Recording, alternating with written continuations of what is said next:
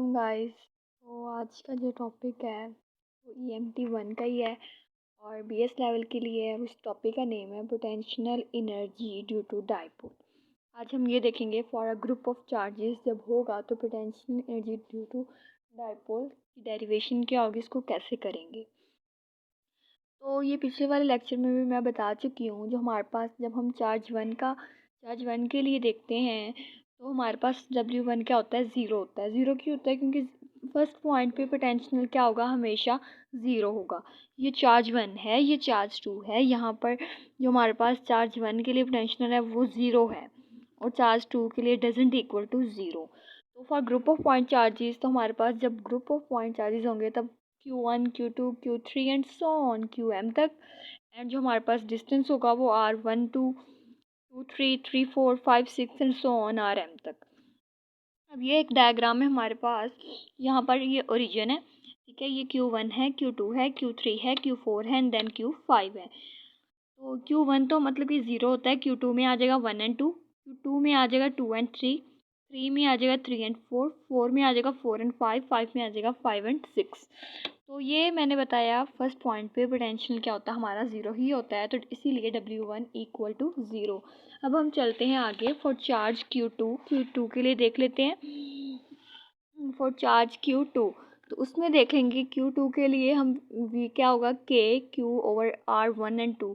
मतलब कि उसका जो डिस्टेंस है 0.1 से लेकर 2 तक का है। थर्ड के लिए करेंगे तो 1 3 एंड मतलब कि थर्ड के लिए कर रहे हैं ना 1 3, जस्ट लाइक दे दो पॉइंट्स हैं हमारे पास, ठीक है। 1 2 3 हम 3 के लिए करना चाह रहे हैं तो उससे पीछे वाले दो पॉइंट्स हैं तो उससे हम करेंगे 1 3 एंड देन करेंगे 2 एंड 3। इसी तरह जब हम करेंगे 4 पॉइंट के लिए तो पहले आ जाएगा Q1 Q2 Q3 and divide by 1 4 2 4 and 3 4। क्योंकि 4 4 के आगे भी जाएंगे तो वो ज़्यादा क्या हो जाएगा, ज़्यादा हो जाएगा। आगे 4 एंड 5 आ जाना था, इसलिए इतना किया। आगे हमने 4 पॉइंट का सपोज कर लिया, ठीक है। 4 पॉइंट की चार्जेस हमने फाइंड किए हैं। आगे हम लोग सपोज कर रहे हैं कि हमारे पास जो ओवरऑल अगर हम देखें तो क्या होगा। ओवरऑल मतलब कि इन्होंने लिख दिया क्यू के divided by R J and के। समेशन एम के लिए भी है और समेशन एम जे के लिए भी है एंड डब्ल्यू जी एंड के। तो ओवरऑल को हम कैसे फाइंड आउट करेंगे, अब हम लोग ने ये देखना है। तो आगे देखते हैं कैसे करेंगे। तो अब देखें, अब ये हमारे पास है ये वाला फॉर्मूला। के की वैल्यू पुट कर दी है बच्चों 1/4 पाई एप्सी नॉट आर जी एंड के। तो अब सबसे पहले हम के पे समेशन अप्लाई करेंगे। जब के पे समेशन अप्लाई करेंगे तो जे वाला पॉइंट वैसे ही रहेगा। जे इधर भी वैसे है, इधर भी वैसे, इधर भी वैसे और इधर भी वैसे। हमने समेशन किस पे अप्लाई की, हमने सिर्फ के पे अप्लाई की है 1 2 एंड 3 एंड 4, क्योंकि हमें 4 पॉइंट्स के लिए चाहिए तो हमने 4 पे अप्लाई कर दी।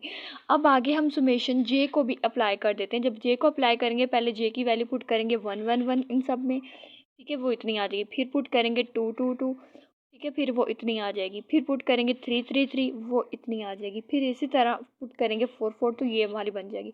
अब इस वाले टर्म को हमने मैट्रिक्स की फॉर्म में लिखना है। तो कैसे लिखेंगे, फर्स्ट 4 टर्म को ऐसे, फिर 2 के लिए ऐसे, 3 के लिए ऐसे और फिर 4 के लिए ऐसे। फिर हमने कह दिया कि जो सेम है ना उसको हम ज़ीरो कंसीडर कर रहे हैं। तो इसी तरह ये जो हमारे पास है W1 and 1 approaches to zero, ये भी ज़ीरो हो जाएगी, ये भी ज़ीरो हो जाएगा, ठीक है। ये वाली भी टर्म ज़ीरो होगी और ये वाली भी टर्म ज़ीरो होगी, क्योंकि ये हमने कंडीशन लगा दी है जब सेम होगा तो it will be equal to zero. उसके बाद जब हमने कहा है जे डॉट के तो वो इक्वल होगा के डॉट जे के, ठीक है। मतलब 1 2 है तो वो इक्वल होगा 2 1 के। तो ये देखो ये सेम है, 1 2 है तो इट मीन्स ये इक्वल होगा 2 1 के। 1 3 है तो ये इक्वल होगा 3 1 के। 1 4 है तो ये इक्वल होगा 4 1 के। इसी तरह 2 3 है तो वो 3 2 के इक्वल होगा। मतलब कि दो दो बार आ रहे हैं ना, तो इसको हम लिख लेंगे इस वाली फॉर्म में। इसको हम लोग लिख लेंगे जी इस वाली फॉर्म में, ठीक है। हमने इक्वेशंस दोनों पे अप्लाई कर दी। फिर हमने कहा ये 2 इसके साथ, ये 2 क्यों लिखा है, क्योंकि ये 2 बार रिपीट हो रहे थे। तो ये इधर मल्टीप्लाई हो रहा है, जब इधर जाएगा तो क्या हो जाएगा जी, ये डिवाइड हो जाएगा। और इस वाली सारी टर्म को हमने नेम दे दिया यू का, ठीक है। तो अब हमने क्या किया, अब यू हमने कहा इसके इक्वल होता है।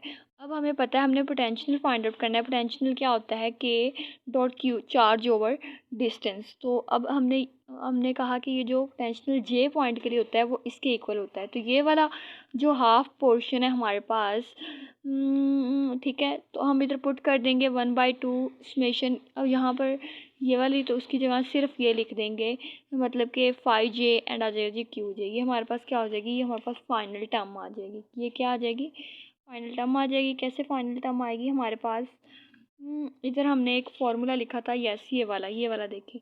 तो उधर हमने कह दिया है कि जो हमारे पास 5J है वो इक्वल होता है summation K is equal to 1, ठीक है, QJ divided by 4 pi epsilon R J and K। मतलब के मतलब कि ये वाला जो फैक्टर है इतना, ये वाला, और इसमें से अगर हम कर लें ये वाला, तो ये सारा किसके इक्वल है, ये हमारे पास 5J के इक्वल है। तो इधर बस वो पुट कर दिया तो हमारे पास पोटेंशियल एनर्जी आ जाएगी इन टर्म ड्यू टू मतलब कि पोटेंशियल एनर्जी आ जाएगी ड्यू टू डाइपोल की वजह से। होप सो आप लोगों को समझ आ गई हो। कोई अगर क्वेश्चन है तो पूछिए मुझसे। Thank you.